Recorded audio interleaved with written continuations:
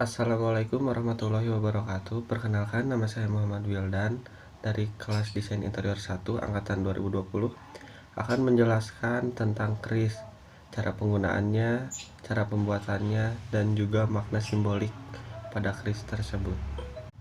Keris telah dikenal lama sebagai senjata tradisional yang berasal dari tanah Jawa. Pembuatan keris hanya bisa dilakukan oleh seorang empu yang menguasai perhitungan rumit dan teknik tinggi.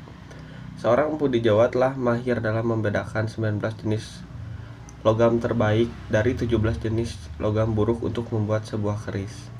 Ketika tanah Jawa masih dikuasai kerajaan Hindu-Buddha, pembuatan keris sifatnya rahasia dan tidak bisa disaksikan oleh setiap orang.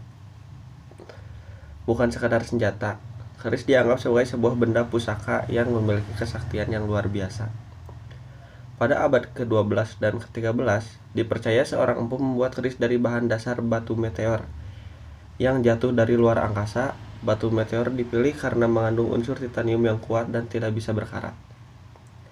Hal ini terbukti melalui sejumlah riset ilmiah oleh para peneliti dari Badan Teknologi Atom Nasional.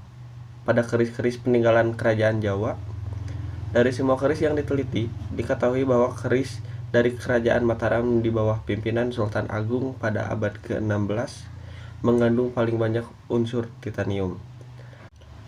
Sangat sulit dipercaya, mengingat batu meteor merupakan sebuah batu yang tidak berasal dari bumi. Menurut cerita masyarakat Jawa, seorang empu sebelum membuat keris diharuskan melakukan tirakat dan banyak melihat langit. Saat terlihat meteor jatuh, para empu berlomba memburunya.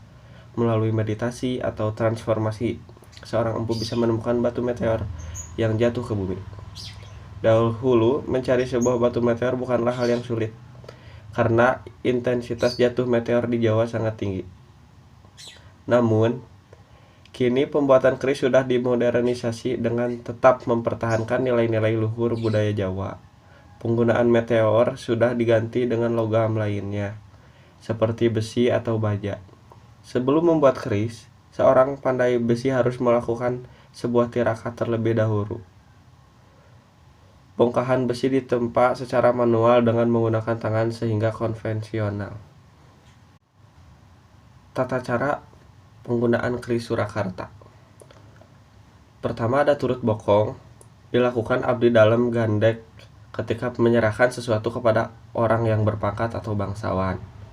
Selanjutnya ada kurban, dipakai para prajurit infanteri yang manggul senjata sambil mengenakan keris. Ada kempitan tengen, cara memakai untuk melindungi keris. Kempitan kiwa, untuk keadaan waspada di dalam suasana perang atau daerah yang kurang aman. Nganggar, disandang di paha kiri, dilakukan bila seseorang mengenakan lebih dari satu keris. Ngogleng, dikenakan ketika sedang berjalan jongkok. Ada 3 cara ngogleng, disebut ngogleng, ngogleng tanggung, dan juga ngogleng metit. Lalu ada kewalan, cara pakai keris saat menggunakan kuda atau pasukan berkuda. Lalu ada nyote ngajeng, cara mengenakan para rohaniawan atau ulama. Nyote wingking dilakukan oleh para pembesar saat menunggang kuda. Nyote metit dilakukan petinggi keraton jika hendak menghadap raja. Tata cara memakai keris Jogja. Ada kelabang pinipitan, paling populer di Jogja ketika sedang siaga. Di Surakarta disebut ngogleng. Ada ngogleng, ketika seseorang ingin menonjolkan diri di depan umum. Di Solo disebut ngogleng metit. Kemudian ada lele sinundukan atau satrio keplayu, dilakukan ketika melakukan aktivitas yang membutuhkan banyak gerakan. Lalu ada munyuk ngilo, dikenakan para pengelana. Ada mangking, dilakukan ketika sedang menunggang kuda. Netep, dikenakan dalam posisi berdiri pada saat melakukan banyak aktivitas. Selanjutnya ada nyote kiwa, dilakukan pada saat siaga atau genting. Di Solo disebut kempitan kiwa. Lalu ada kewalan, dilakukan oleh para prajurit yang bersenjata pedang atau para penari kelana.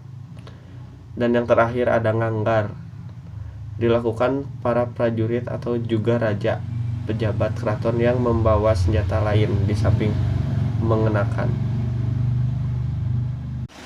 Makna simbolik pada keris, yaitu ada warna.